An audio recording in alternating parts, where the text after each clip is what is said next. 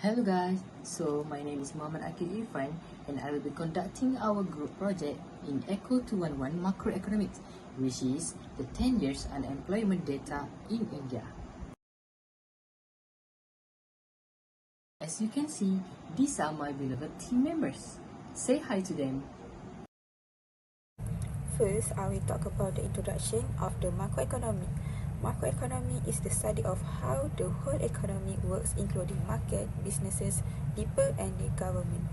Price level, inflation, GDP, national income, and employment were among the topics covered in ECO 211. And this subject also covers world trade, how to measure a country's income and economic problem and policy. Sometimes from an Islamic view, macroeconomy, which examines the overall state of a nation or the world, and microeconomy, which examines individual markets, are the two primary branches of economy. Understanding the subject of macroeconomy is essential to comprehending how economy functions. We will begin today's segment with a closer look at one of the world's most dynamic and rapidly evolving economies, which is India. With a staggering population of 1.43 billion people, India stands as the most populous nation on the planet. It boasts a gross domestic product of 3.73 trillion, making it the fifth largest economy globally. This powerhouse of a nation is well known for its booming information technology sector, the cutting-edge space research and strides in renewable energy development.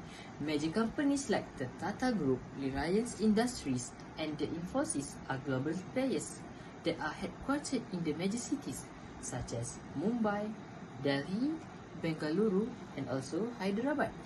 However, behind the headlines of the growth and innovation, there lies a pressing issue that continues to challenge the country, which is the unemployment. Despite the impressive economic figures and technological advances, many Indians, particularly the youth, are struggling to find stable, meaningful employment. So today we dive. Here, we can take a look at our project overview, which is the unemployment rates in India from 2014 to 2023.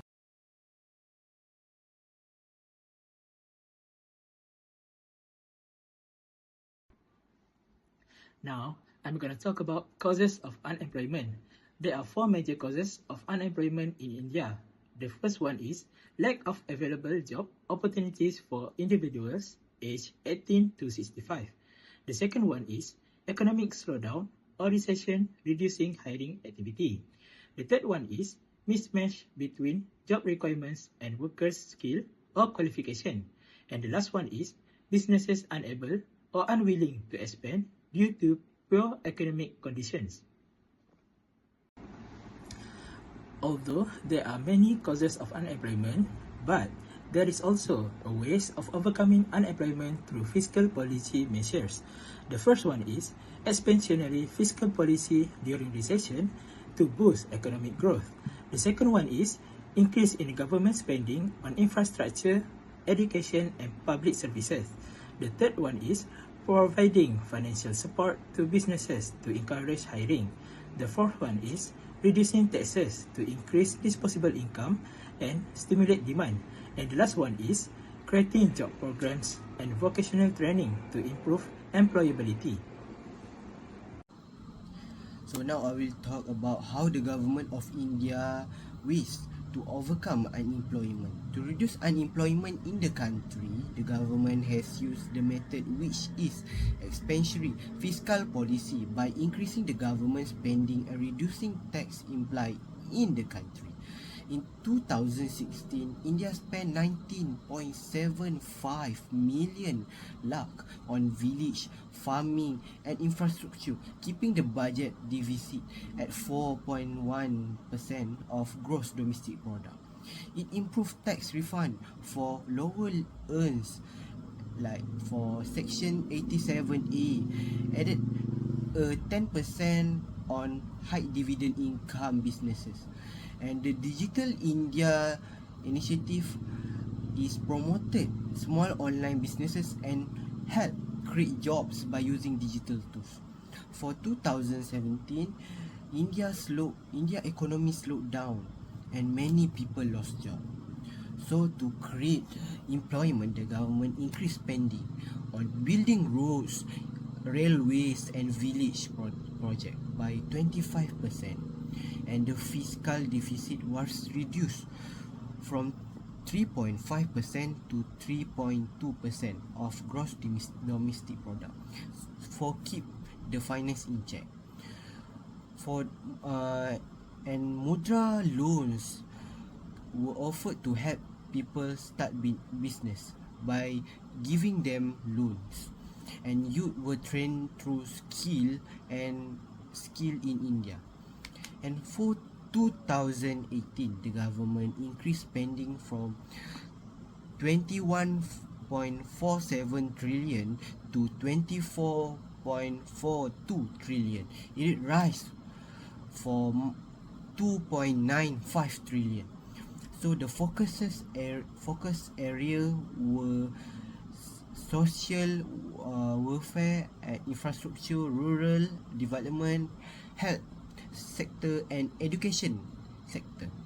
Out of these, 14.34 million lakh was specially allocated for rural livelihood and infrastructure. Just 4.34 million. So for the tax policy, focus on widening the tax base and improving tax compliance, and no major tax rate cuts were introduced for that 2018. And gross tax revenue was expected to rise by 16.7% from 19.7 million to 22.7 million. And in 2019, government in India spent 24.5 trillion to boost the jobs and growth by focusing on the building infrastructure like smart cities and highways. This gave more money to the housing and rural jobs program. After that, the government also cut corporate tax to 22% for the existing business, 15% for the new manufacturing companies, and the tax cut cost about 1.45 trillion in lost income. However, some problems like the high unemployment stayed, but these steps help build a path for the future growth. And lastly, for the year 2020, the government increased spending by 2.56 trillion from 27.86 trillion to 30.42 trillion due to the COVID-19 crisis. After that, the spending is focused on the stimulus package, welfare, and emergency healthcare, especially under the Atmanirbhar Bharat Plan. Lastly, the corporate tax cut from 2019, which is 13% to 22% for existing firms, and 15% for the new manufacturers, which continue to cause a 1.45 trillion revenue loss, which will be presented by my team members, which is Ahmad Amir Zulfaka and Wan Aiman Hakimi. Okay, let's go to data analysis 2014. India's unemployment rate rose marginally to 5.44%, underscoring persistent challenges in the labor market. In the shortage of suitable employment for skilled and educated individuals remain a pressing concern, particularly in urban areas. So, as for 2015, the unemployment rate held steady at 5.44%, reflecting continuing structural issues. A significant portion of the workforce remain engaged in informal or temporary employment, often lacking job security and benefit.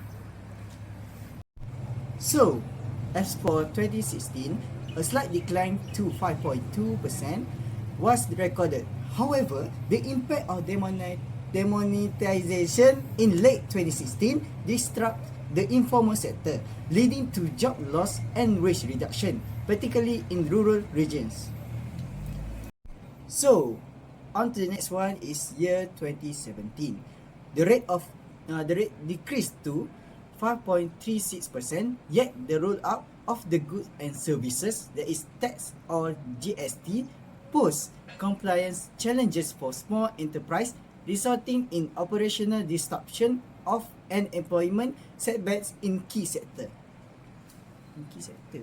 As for 2018, unemployment dipped to 5.33%, but the year witnesses the loss of approximately 11 million jobs, with rural women disproportionately affected. The lingering effect of demonetization continued to strain informal employment. For 2019, the rate further declined to 5.27%, accompanied by a rise of the labour force participation rate. However, this increase was largely driven by economic distress, compelling more individuals to forsake work amid limited job creation. For 2020, unemployment surged to 8%, making the highest rate in decades. The COVID-19 pandemic and nationwide lockdown led to widespread job losses, particularly among migrants and informal workers. By 2021, a recovery was observed as the rate fell to 5.98%, while workforce participation improved.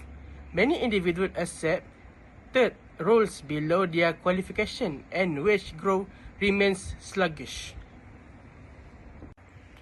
For 2022, the unemployment rate climbed to 7.33%, driven by limited urban job opportunities and rising graduate unemployment. Rural areas, supported by agriculture and informal works, absorb a portion of a labor force. Lastly, data analysis for 2023 is unemployment rise further to 8.03%, reflecting ongoing economic challenges, including slow post-pandemic recovery, urban-rural disparities, and mismatch between workforce skill and available jobs. And for the conclusion, unemployment remains a major issue that worsened by any events like the COVID-19 pandemic and any economic changes. This can lead to both personal hardship and national economic decline. So, did you get it? How can a government overcome the unemployment? So, the government can overcome the unemployment by increasing the spending and reducing the tax, which is what we call expansionary fiscal policy method. Lastly, by addressing this issue, they can improve the economy, reduce the poverty, and boost economic growth, and especially reduce the unemployment in the country. With that, we would like to say thank you for listening to our presentation. We truly appreciate your time, attention, and support.